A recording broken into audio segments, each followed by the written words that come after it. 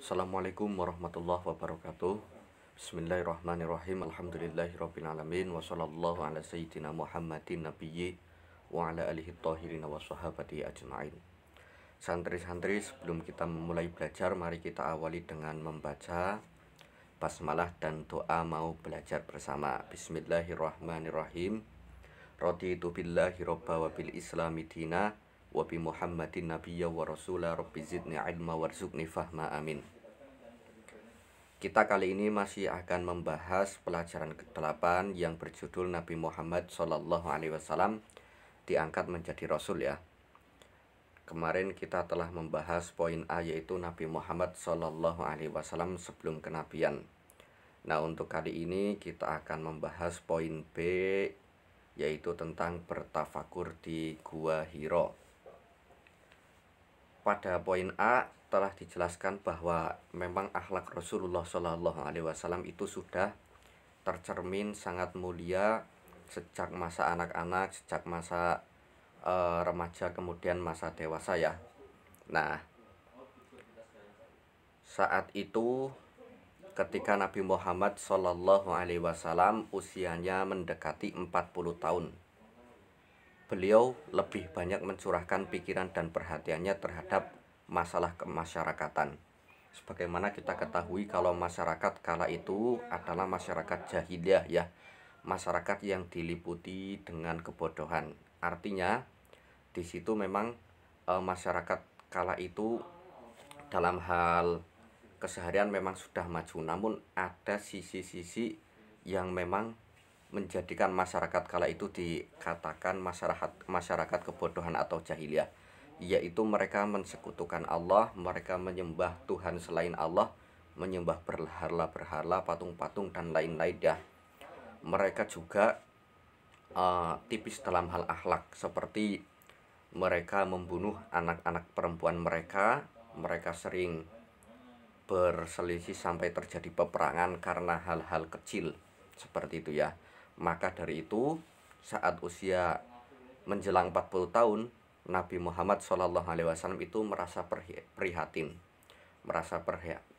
terhadap masyarakat sekitar kala itu. Nah, kemudian beliau sering melakukan uzlah ya. Yang namanya uzlah yaitu mengasingkan diri untuk memohon petunjuk kepada Allah. Nah, Allah Tuhan yang Maha Kuasa ya, Allah Tuhan yang Maha Kuasa. Sejak dewasa beliau gemar menyepi seperti itu. Beliau melakukan ibadah selama beberapa malam, kemudian pulang kepada keluarganya untuk mengambil bekal. Memang kita sebagai umatnya juga sesekali perlu beruzlah ya, perlu mengasingkan diri dari keramaian, perlu menyendiri, perlu berpikir, bertafakur tentang apa yang telah kita lakukan dalam keseharian kita.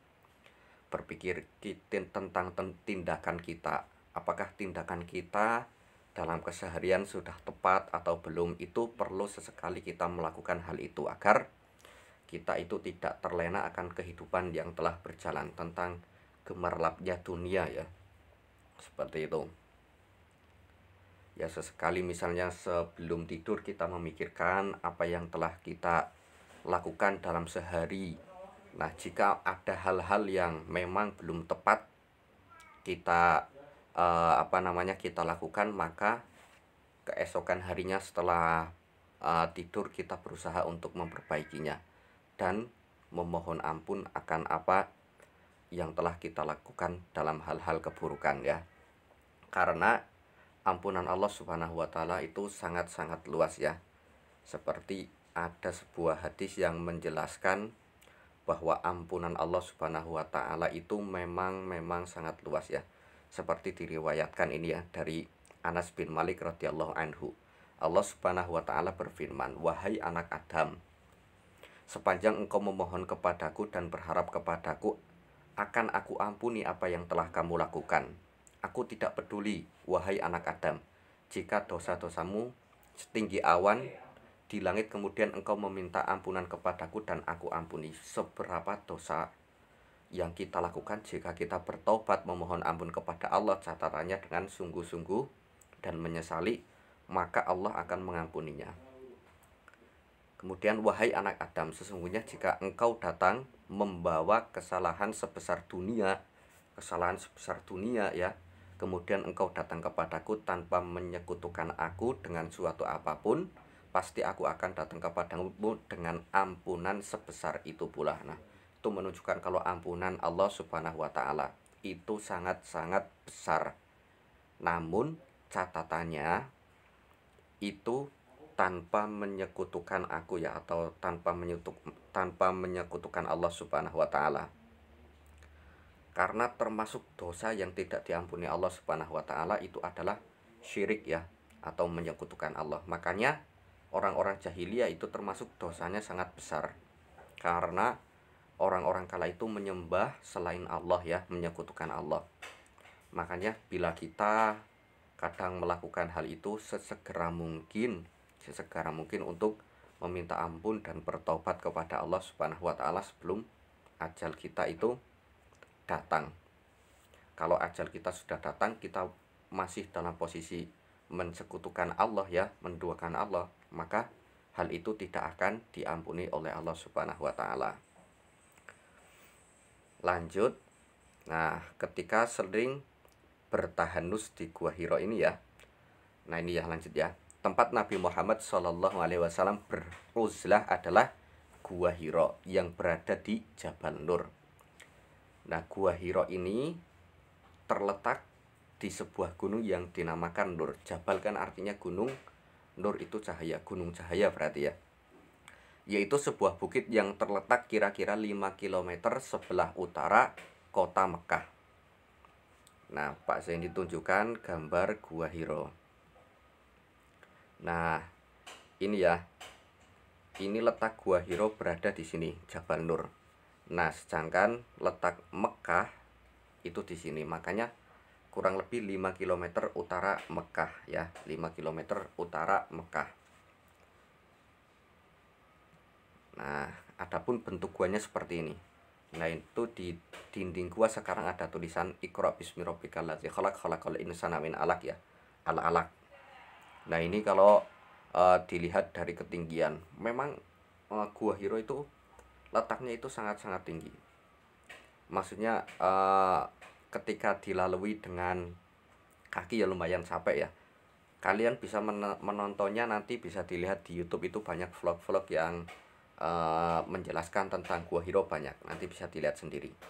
Nah, ini menurut guanya seperti ini. Nah, ini Gua Hiro. Nah, tadi ya. Nah, kemudian Gua Hiro sempit dan gelap, dan jalan masuk menujunya pun sangat licin dan terjal. Hanya orang yang memiliki keberanian dan teguh hati yang mampu memasuki gua tersebut. Apalagi zaman dulu ya, masih sangat gelap, belum ada penerangan seperti lampu dan lain-lain ya. Itu kan sangat-sangat orang yang bisa menuju ke sana itu memang harus orang yang memiliki keimanan atau tingkat kepercayaan diri yang kuat. Nanti juga ada sebuah riwayat ketika Nabi mendapatkan wahyu pertama, Nabi turun dengan bergegas. Nah, kalau nggak hati-hati itu kan zonanya itu sangat-sangat berbahaya ya, sangat licin, gelap. Nah, seperti itu. Nanti kalian bisa menontonnya di YouTube. Nanti banyak vlog-vlog yang menjelaskan tentang Gua Hiro. Kemudian lanjut, ketika bulan Ramadan tiba, beliau beruzlah ya. Sebulan penuh berada di Gua Hiro. Beruzlah tadi menyepi ya.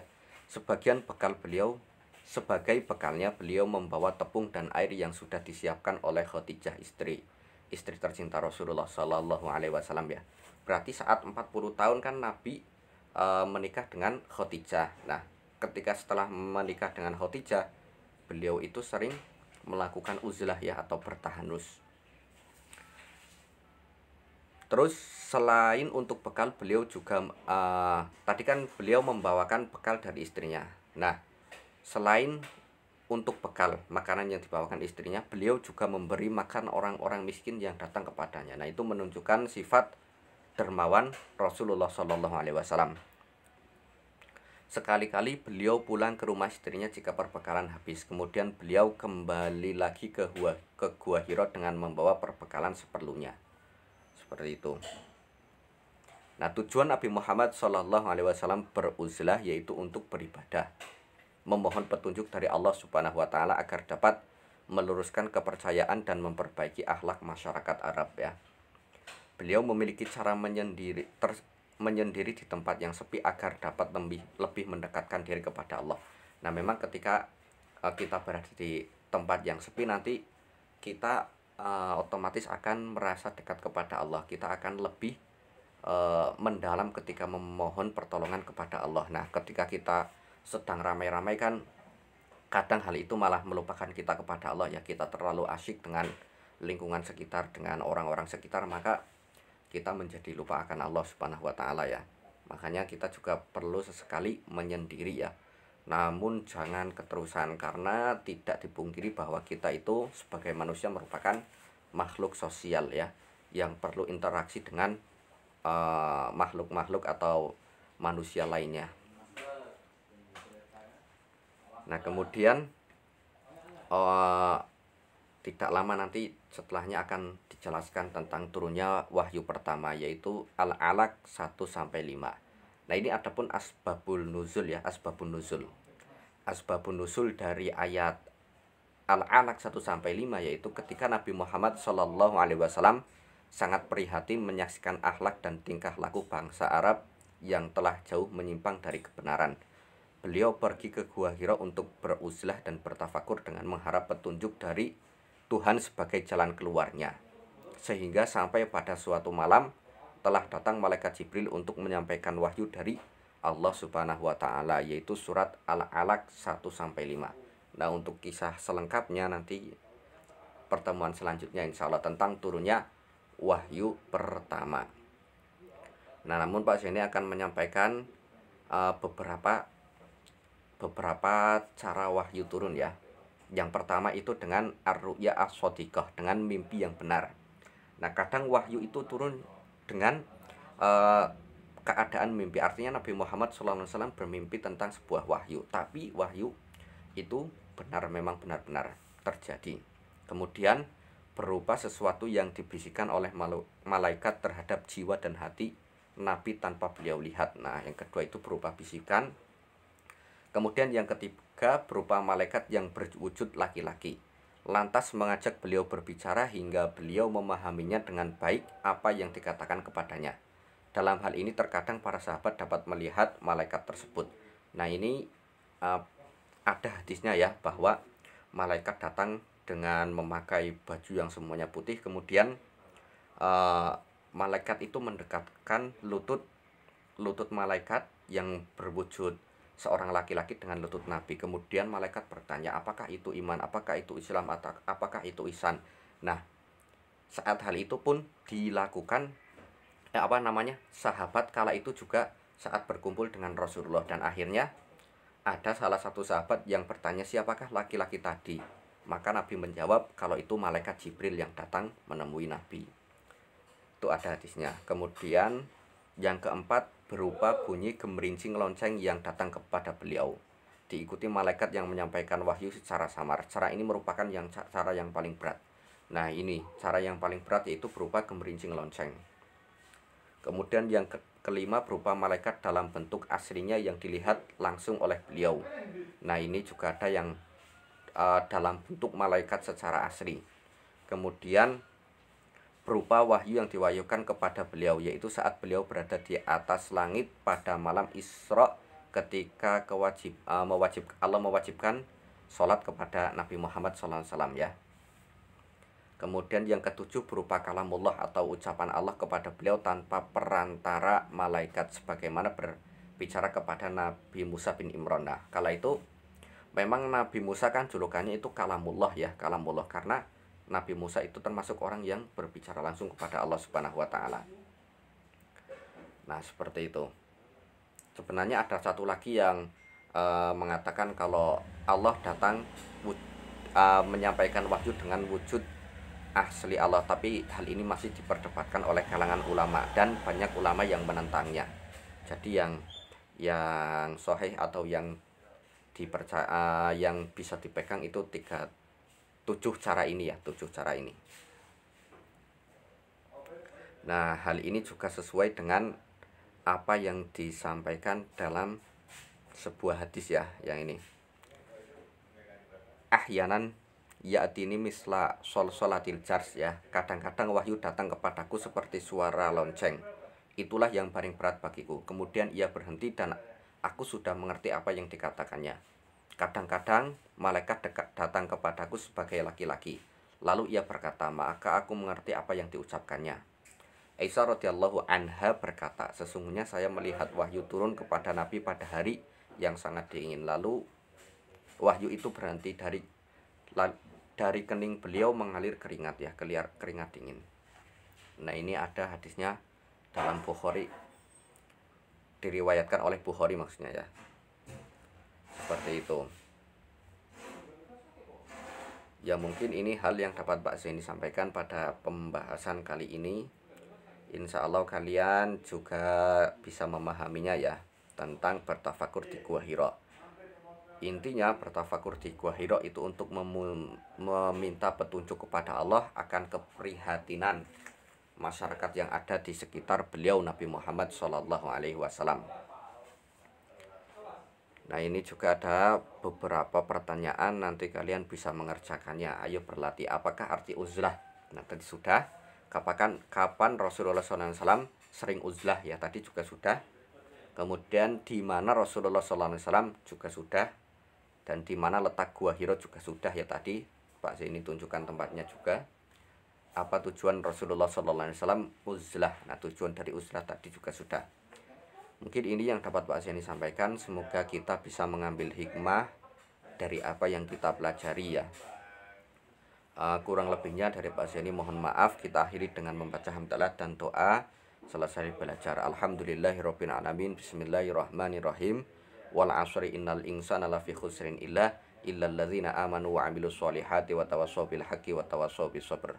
Allahumma arinal haqqa haqqan warzuqna ittiba'ah wa arinal batila batila warzuqna ijtinabah. Insyaallah turunnya wahyu pertama kita bahas minggu depan. Wassalamualaikum warahmatullahi wabarakatuh.